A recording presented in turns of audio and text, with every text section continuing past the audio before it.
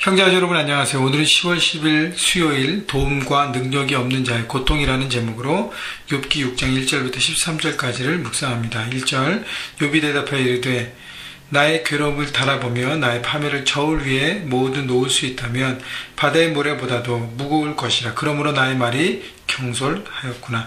자, 친구 엘리바사의 권면을 듣고 욥이 대답합니다. 그런데 2절 3절에 보니까 욥이 얼마나 자신이 괴로웠는지 맨 마지막에 표현하기를 내가 내 모든 고통과 그 괴로움의 무게를 달아놓으면 바다의 모래보다도 무거울 것이라고 얘기하면서 내 말이 경솔하였구나. 내가 내 생일과 내 삶을 막 이렇게 학대하면서 자학하면서 했던 모든 얘기, 그걸 비교할 수 없는 큰 고통과 무게를 갖고 내가 있다고 얘기하고 있는 것이죠. 4절 전능자 화살이 내게 박히며 나의 영이 그 독을 맞았나니 하나님의 두려움이 나를 엄습하여 치는도다. 전능자 화살이 하나님의 전능하심에 대해서 욥은 고백합니다. 자, 욥의 특징은 뭐냐면 절망이 오고 고통이 오고 어떤 상황이 있더라도 하나님에 대한 신뢰와 하나님의 되심에 대한 흔들림은 없었습니다. 하나님은 전능하시고 이 땅을 다스리고 통치하시고 지키시는 하나님의 레벨과 나의 인간으로서 레벨이 다름을 그는 받아들이고 항상 변함없이 바라본 것이죠. 그래서 전능자의 화살이라고 얘기합니다. 근데 화살이 한글 성경에는 단수처럼 보이지만 영어 성경에 보면 the arrows라고 얘기하죠.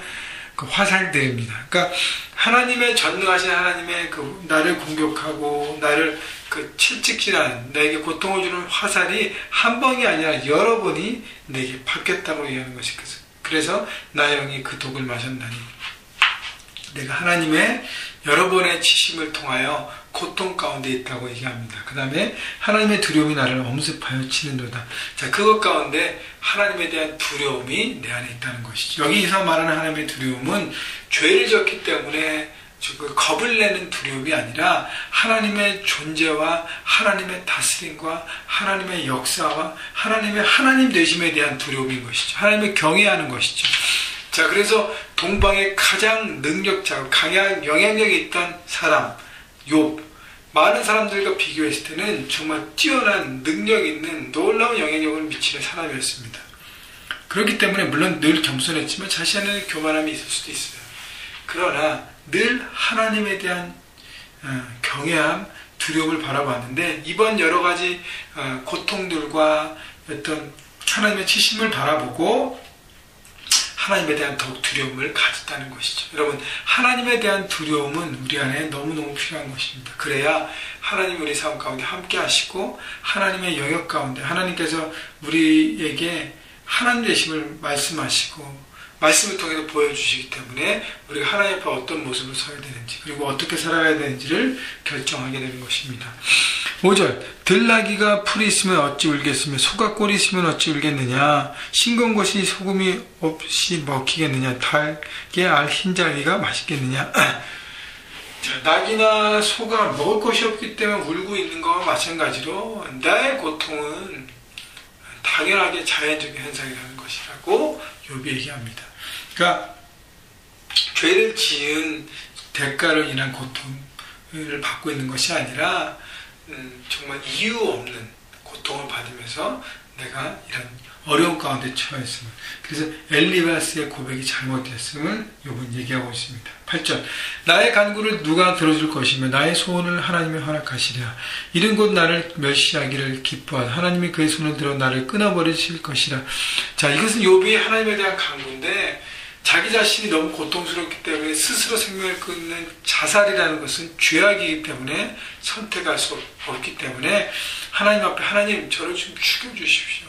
저는 이 모든 고통 가운데서 이제 떠나서 쉴 수 있도록 저의 생명을 다하게 해주십시오 라고 하나님 앞에 간구하는 것입니다. 여러분, 얼마나 욥이 힘들고 어려웠으면 죽여달라고 그러겠습니까? 그것도 하나님의 뜻과 하나님의 말씀과 하나님의 그 삶의 어떤 그 기준을 알기 때문에 그 안에서 하나님 앞에 간구하는 욥의 모습. 여러분, 그렇기 때문에 끝까지 우리가 붙들어야 될 것은 하나님의 진리와 하나님의 뜻이고요. 우리의 삶의 모든 결정과 모든 방향이 하나님 안에 있음을 우리가 바라보고 거기에 순종해야 되는 것이죠. 물론 죽여달라 하는 것이 좋은 기도는 아니지만 욥의 진심 어린 마음을 우리가 볼 수 있는 것입니다. 하나님 안에서 몸부림치는 욥의 모습. 여러분, 우리가 정말로 하나님의 뜻을 몰라서 움직이고 몸부림칠 때도 어떻게 하나님 안에 있어야 됨을 여러분 바라보시고 그 안에서 하나님과의 대화를 통해서 풀어가야 하는 것입니다. 10절, 그리하 할지라도 내가 오히려 위로를 받고 그칠 줄 모르는 고통 가운데서 기뻐하는 것은 내가 거룩하신 이의 말씀을 거역하지 아니하였습니다. 자, 이 이해 안 되는 고난과 재앙 가운데서도 욥은 하나님의 말씀을 붙들고 그 말씀대로 살아갔음을 고백합니다. 말씀을 존중하는 삶, 그렇기 때문에 하나님을 경외하고 이해할 수 없는 현실 속에서도 하나님 안에 거하는 삶을 선택했다는 것이죠. 그렇기 때문에 그것은 내가 자신하고 그것은 내가 아무리 고통받지만 하나님 앞에서 내가 기뻐하고 내놓을 수 있는 부분이라고 얘기하는 것입니다. 여러분, 어떤 상황이 되었든 우리는 말씀 안에서 그 말씀 안에 사는 것들을 훈련하고 서가야 하는 것입니다. 우리가 매일매일 말씀 묵상하고 클릭키트를 하는 이유가 있다면 하나님의 그 진리를 알고 그 뜻을 알고 그 뜻을 붙들고 말마다 날마다 살아가는 것을 변함없이 하자는 훈련이고 그 안에 하겠다는 고백인 것입니다. 여러분, 말씀을 존중하는 삶, 말씀을 많이 아는 것이 중요한 것이 아니라 말씀을 내 마음에 받아들이고 그것대로 살아가는 것이 가장 중요한 핵심입니다. 11절, 내가 무슨 기력이 있게 기다리겠느냐, 내가 마지막에 어찌하게 그저 참겠느냐, 나의 기력이 어찌 돌의 기력이겠느냐, 나의 살이 어찌 노쇠겠느냐, 나의 도움이 내 속에 없지 아니하냐, 나의 능력이 내게서 쫓겨나지 아니하였으냐.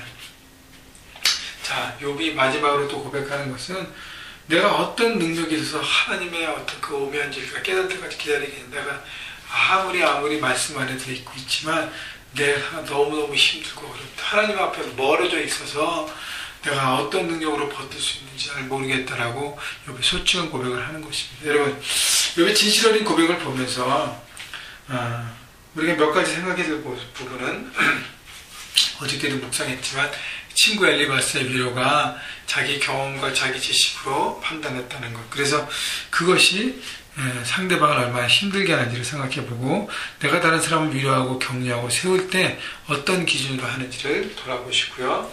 또 하나는 하나님을 두려워하고 경외하는 것 생각해 보십시오. 나는 하나님을 경외하고 하나님을 두려워하는가, 내가 연약한 인간인 것을 인정하고 하나님의 되심을 날마다 나는 바라보고 인정하는가, 그리고 마지막으로 말씀을 붙드는 삶, 하나님께서 우리에게 말씀을 주신 것은 우리 삶의 기준이라고 말씀하셨기 때문에 그 말씀을 깨닫는 데 집중하고요, 그리고 말씀을 적용하는 데 집중하셔서 오늘도 삶 가운데서 말씀대로 살아가시고 하나님 안에 있음을 바라보고 그 안에서 여러분 이해되거나 이해되지 않거나 그 뜻 안에 바라보고 매일매일 조금씩 주님과 가까이 사는 여러분 모두가 되시기를 주님의 이름으로 축원합니다.